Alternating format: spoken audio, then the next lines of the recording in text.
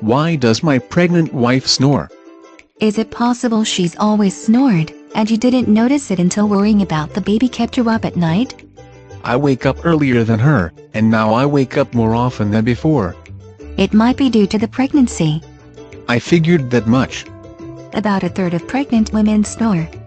The blood vessels in the nose open wider, sometimes blocking airflow enough to make noise. Rivaling a vacuum cleaner, I think. When you are heavier, you are more likely to snore. So she may be snoring due to the baby weight. When should she see a doctor? As a pregnant person, she should be seeing a doctor.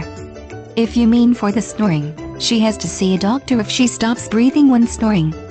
That's sleep apnea.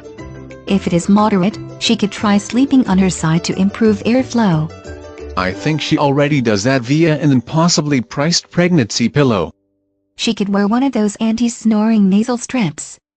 She'd complain about how silly it looks. And it is a small thing compared to the other ways the baby is warping her body.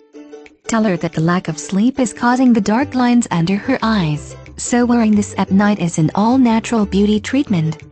Or an investment in our marital happiness, because it isn't like we're going to get much sleep after the baby's born.